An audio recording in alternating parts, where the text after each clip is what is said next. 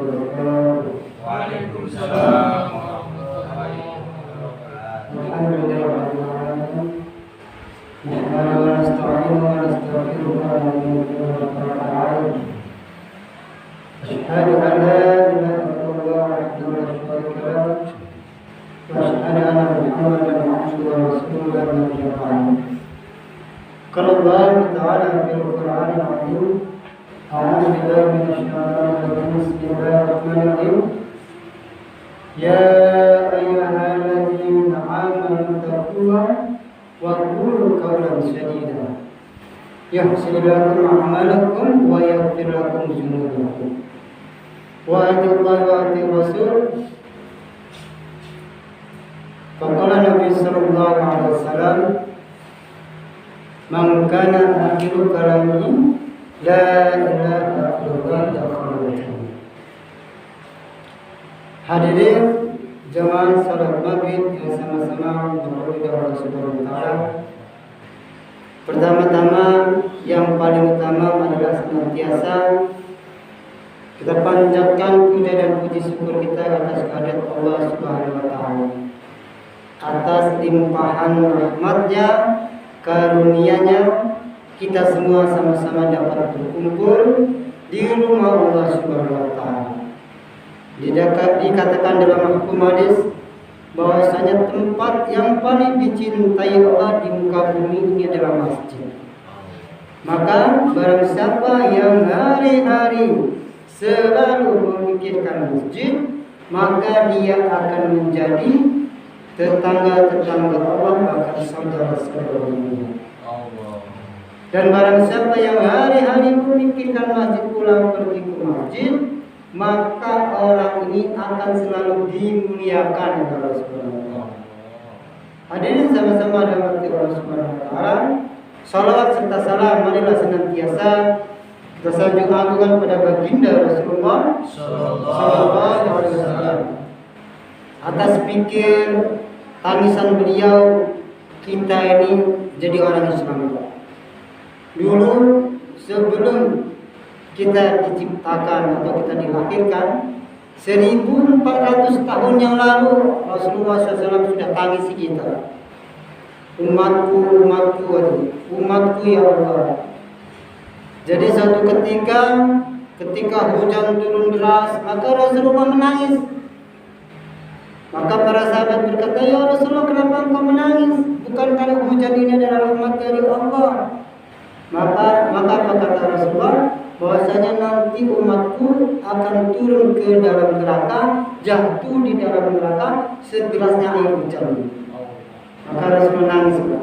Maka kita harus selalu bersolat kepada Rasulullah, selalu mengirimkan salawat kepada Rasulullah.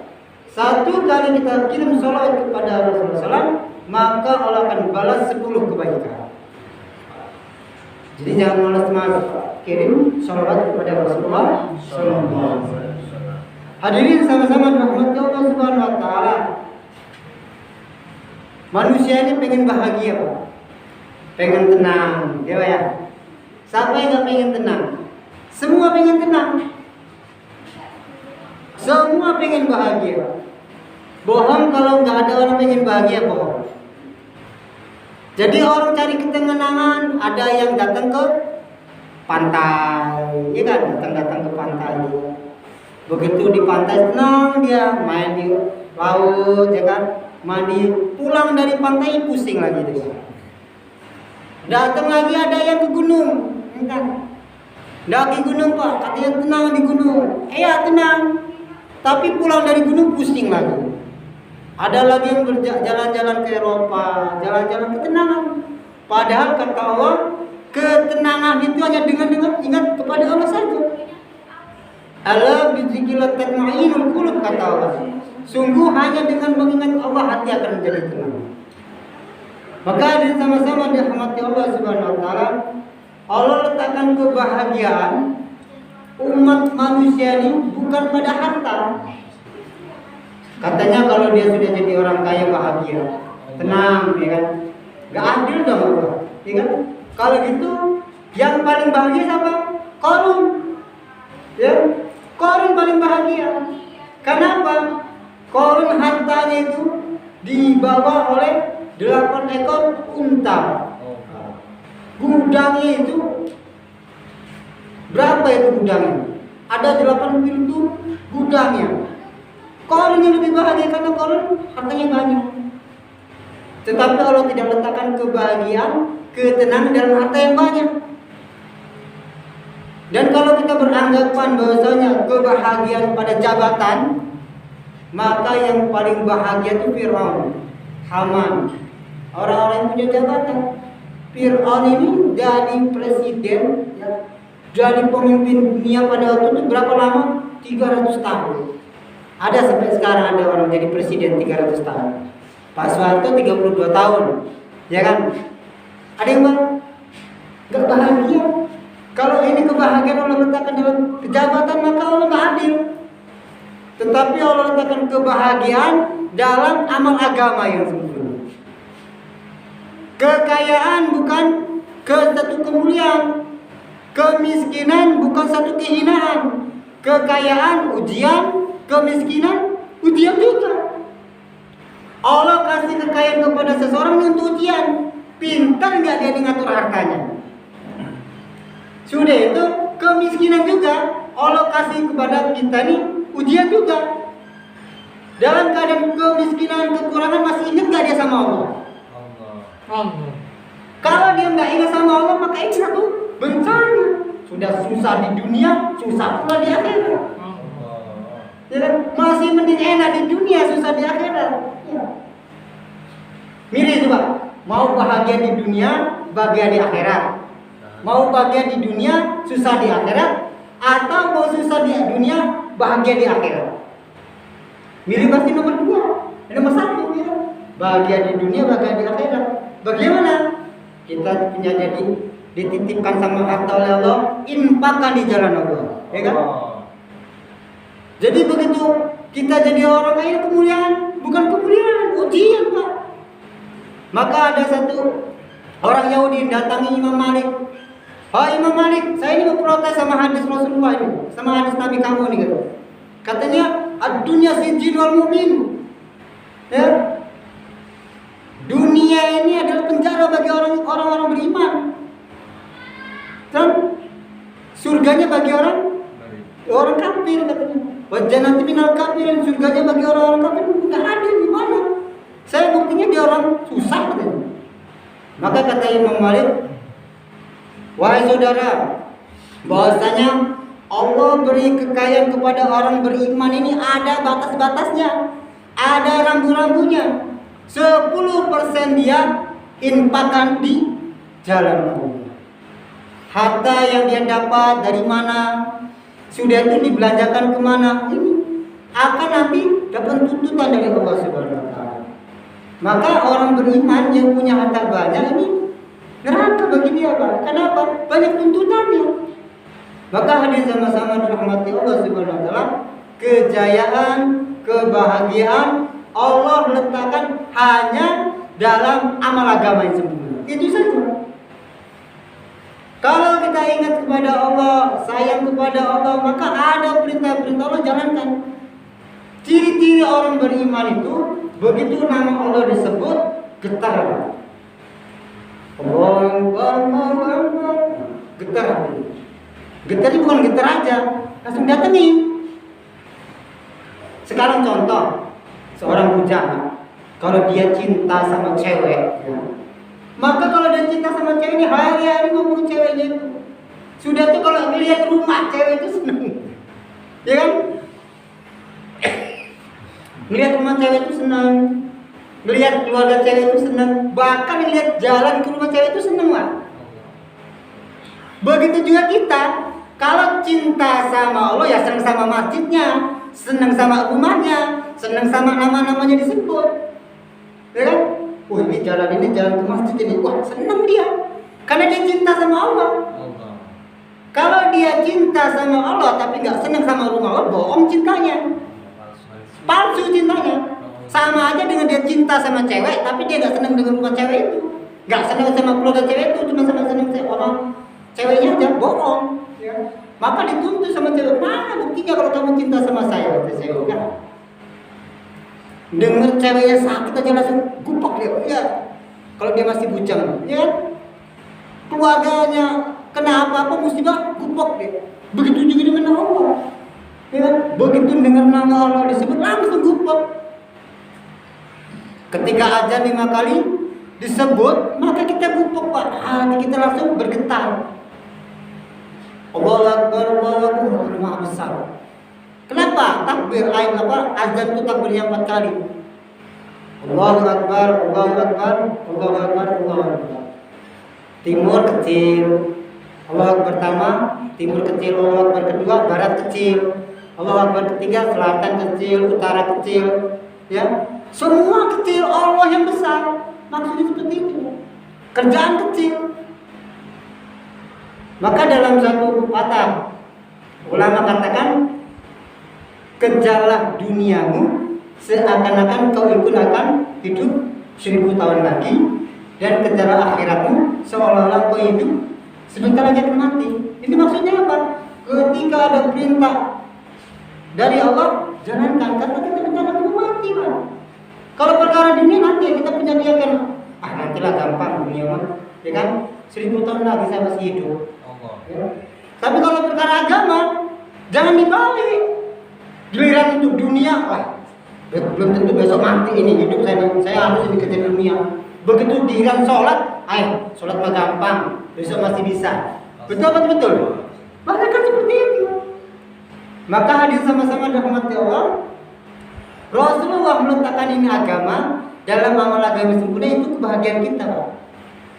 Seekor cacing dia bahagia ini dalam lumpur tanah yang berhumus, Pak. Ya kan? Tanah yang berhumus, sudah itu ikan kebahagiaannya di dalam air. Ya kan? Semakin dalam air itu maka semakin ikan akan bahagia. Begitu juga kita, Pak. Semakin dalam ilmu kita tentang agama, maka kita akan semakin tenang. Ya kan? Semakin tenang. Jadi hadirin sama-sama dirahmati Allah, iman ini, ciri-ciri orang beriman itu kalau disebut nama Allah, bergetar hatinya, menjalankan perintah Allah. Apa keuntungan orang beriman? Maka kata Rasulullah SAW, barang siapa yang ketika matinya mampu ucap kalimat La ilaha illallah, pasti masuk surga. Mamata wa huwa ya'lamu annahu la ilaha illallah dakhala jannah. Barang siapa di akhir kalamnya, di akhir matinya mampu ucap kalimat la ilaha illallah, pasti masuk surga. Ini pasti, Pak. Jadi ucap la ilaha illallah ini bukan kayak di sinetron, ya kan? Bukan kayak di sinetron, Pak, gampang. Enggak gampang ucap la ilaha illallah ini.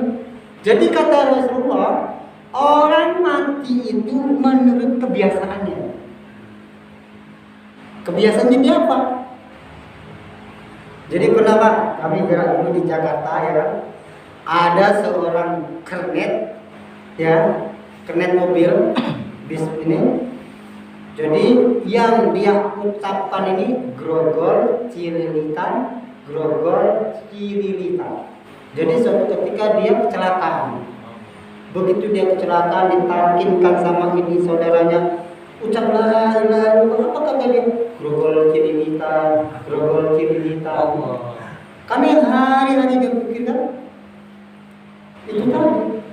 Jadi kita, Pak, kalaupun kita kerja sebagai tukang ikan, tukang beras, petani atau tukang rosok, kalau kita ingat sama Allah, sembari hanya rasakan zikir subhanallah, milih-milih apa namanya, botol-botol subhanallah, satu subhanallah, kata Rasulullah, satu pohon di surga. Ketika Rasulullah SAW diisra-mi'rajkan ketemu Nabi Ibrahim alaihissalam, hai Muhammad, katakan kepada umatmu bahwasanya surga itu adalah tanah yang kosong, luas tanahnya. Tanamilah tanah yang kosong ini dengan satu subhanallah, maka akan tumbuh satu pohon di surga. Jadi, Pak, sembari kita nganin botol, sembari kita nganin beras, misalnya, sembari kita nganin ikan, apapun pekerjaan kita sembari zikir sama Allah. Subhanallah, subhanallah, subhanallah, subhanallah.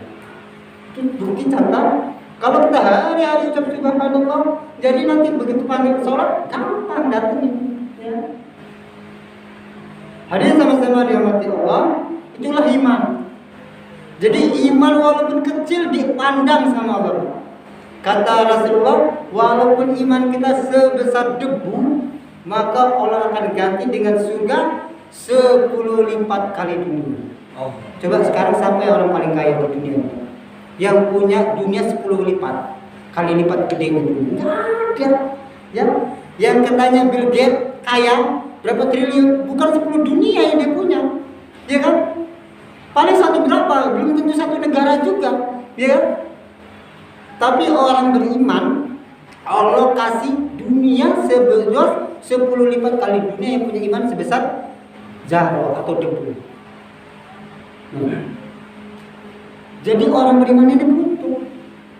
Orang beriman beruntung. Bagaimana cara mendapatkan iman ini? Sampaikan kebesaran Allah hari-hari, Pak. Tanamkan kebesaran Allah sama anak kita. Sampaikan, wahai anakku, kamu ini yang ngasih rezeki Allah. Ajarkan sama anak-anak kita. Ajarkan sama istri kita. Mau tidur itu tampilkan bahwasanya yang ngasih rezeki Allah, yang ngasih nyawa Allah, yang menghidupkan kita ini Allah. Bapak ini cuma perantara aja. Kalau bapak sudah mati, kamu juga masih hidup. Itu tanamkan. Tanamkan kebesaran Allah sama anak-anak kita. Sampaikan, sampai juga sama tetangga-tetangga kita. Berani tak nyampaikan yang A, walaupun pahit. Setelah itu sudah kita beriman kepada Allah, maka perintah Allah yang kedua adalah sholat. Iman dan amal. Maka kata Imam Syafi'i dalam mutiara-mutiara atau petuah-petuahnya katakan, seandainya Allah Subhanahu wa taala tidak menurunkan ayat-ayat suci Al-Qur'an cukup dengan surat Al-Asr, wal asri innal insana lafil khusr illa allazina amanu wa amilus solihati wa tawassaw bil haqq wa tawassaw bis sabr, maka umat manusia kalau mengamalkannya akan bahagia. Kenapa? Di surat Al-Asr itu ada 4 perkara. Pertama, beriman kepada Allah, yakin yang benar kepada Allah. Kedua, beramal soleh. Amal soleh kayak mana? Amal soleh yang mengikut contoh baginda Rasulullah SAW. Jadi amal soleh kita apa? Kalau ikut contoh Rasulullah SAW diterima sama Allah. Kita ini di dunia ini cuma suruh beribadah saja sama Allah. Loh, jadi nggak makan, jadi nggak beres, jadi nggak kerja. Tapi bagaimana apa yang kita lakukan menurut sunnah baginda Rasulullah SAW? Mau makan kita ikut contoh Rasulullah, mau minum ikut contoh Rasulullah. Gimana makannya Rasulullah? Pakai tangan kanan, ya. Minumnya gimana? Pakai tangan kanan, minumnya duduk, ya. Jangan makan minum pakai tangan kiri. Sudah minum pakai tangan kiri, makan pakai tangan kiri, berdiri lagi atau sambil lari malah. Ya, ini bukan sunnah Rasulullah. Ini tidak dicontohkan sama Rasulullah. Jadi Rasulullah SAW mencontohkan kepada kita sholat itu dengan berjamaah, di mana azan dikumandangkan tepat pada waktunya. Maka 3 perkara di sholat yang tidak ada khilafiyah atau perbedaan ini, Pak. Yang pertama, 1, di mana azan dikumandangkan di masjid. Innama ya'muru masajidallah man amala billahi wal yawmil akhir. Sesungguhnya orang-orang yang mengamalkan masjid Allah itulah orang-orang yang beriman dan kepada Allah dan hari akhir. Ini yang pertama. Yang kedua, rukulah kamu berserta orang-orang ruku. Jadi berjamaah. Yang ketiga, tepat waktu. Inna sholati kita mu'minin. Sesungguhnya sholat itu telah ditentukan oleh Allah waktunya. Sesungguhnya sholat itu wajib bagi orang-orang beriman dan telah ditentukan waktunya sama Allah. Dalam surat An-Nisa 114. Jadi telah ditentukan. Jadi 3 perkara ini ada perbedaan. Jadi sholat harus diusahakan berjamaah dimanapun aja dikumandangkan. Jadi kedua nih Pak, sholat ini penting Pak. Sholat ini amalan yang paling penting. Kenapa? Kata Rasulullah, barang siapa yang menjaga sholat 5 waktu 5 sholat, maka Allah akan berikan 5 keberkahan. Pertama, Allah akan berkahi rezekinya.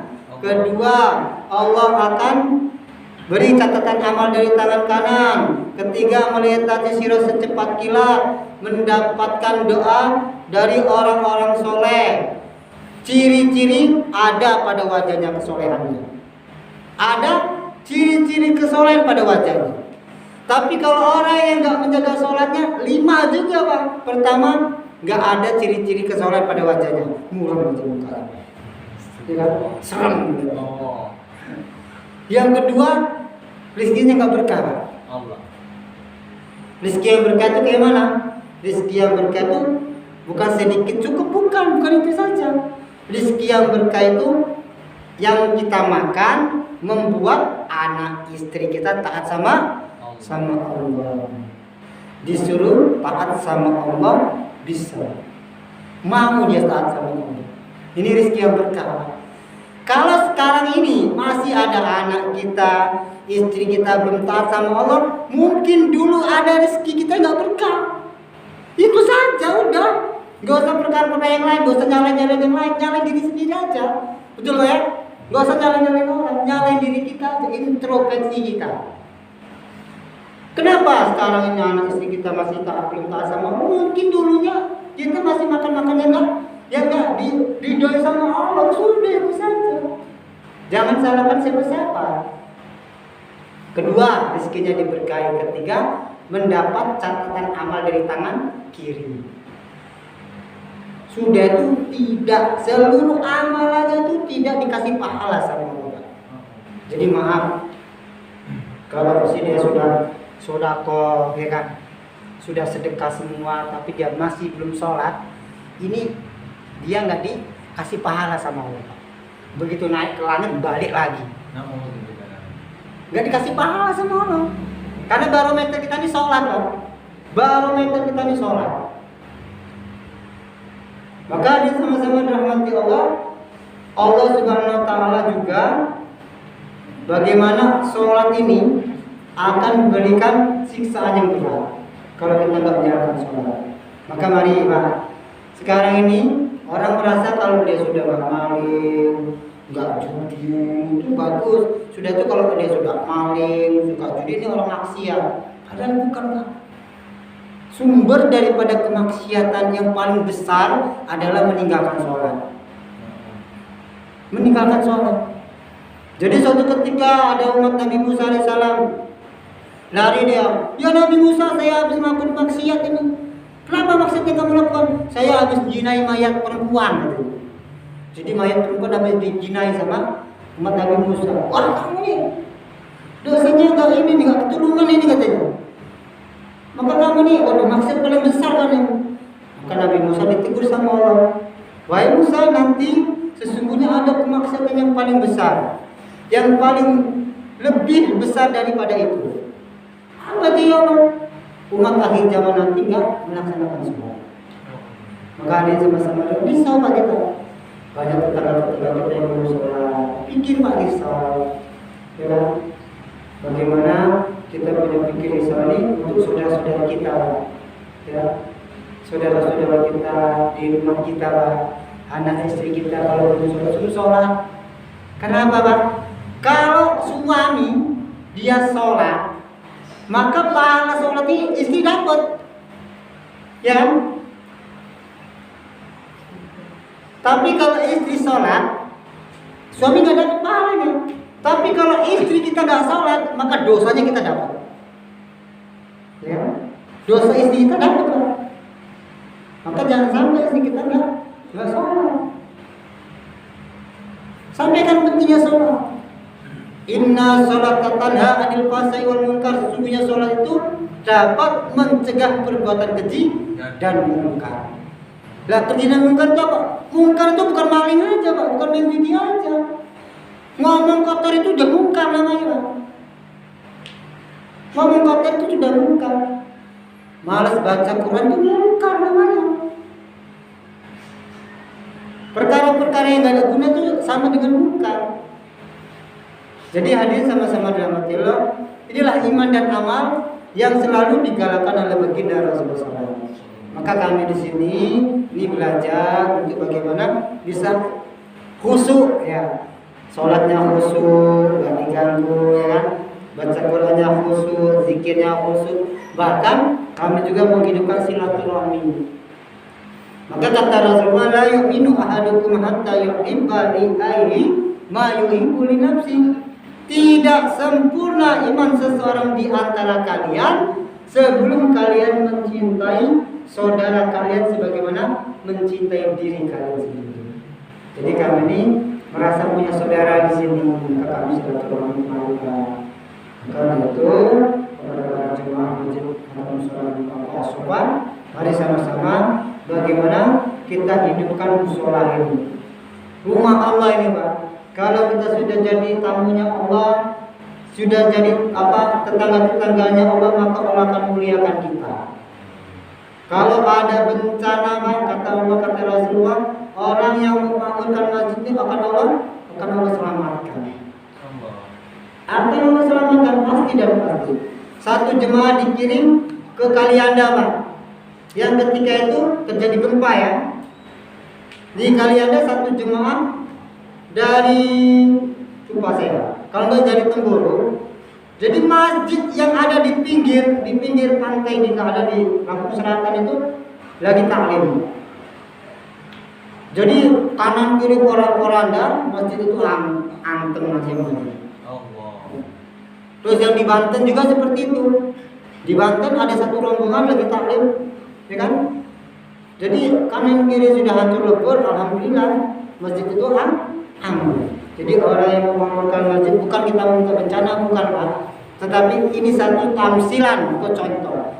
Jangan malu kita dipanggil orang tuh pulang pergi ke masjid kayak orang nggak pernah kerja. Jangan malu, Pak. Malu kalau kita nggak pernah ke masjid sama Allah.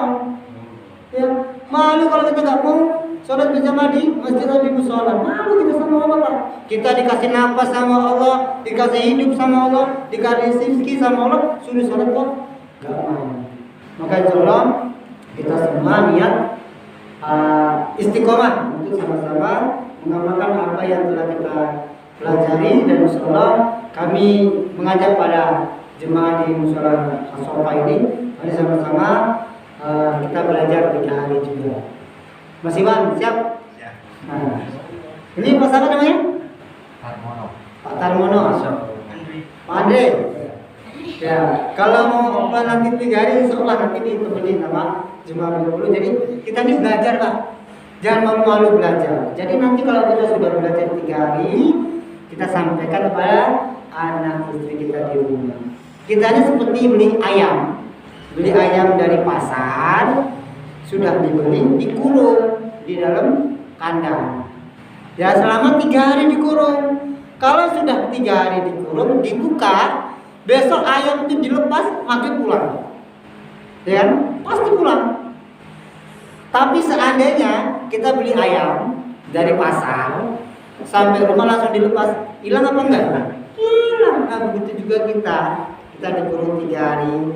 Nanti disiram perkara-perkara agama, baca Al-Quran, diajari sholat, muzakarah 3 hari. Pulang nanti begitu aja datang di masjid, Pak. Ada kekuatan kita datangin ke masjid. Maka kita lagi belajar seperti itu. Mari kita mengajak saudara-saudara kita, mari sama-sama kita membangun masjid dan belajar untuk menginfakkan harta kita di jalan Allah. Kenapa? Harta yang sesungguhnya adalah harta yang sudah disedekahkan di jalan Allah. Maka dari sama-sama dengan Allah, semoga Allah Subhanahu wa taala berkepahaman kepada kita, dan semoga Allah Subhanahu wa taala istiqomahkan kita dalam perkara agama. Marilah kita sempurnakan majelis ini dengan membaca doa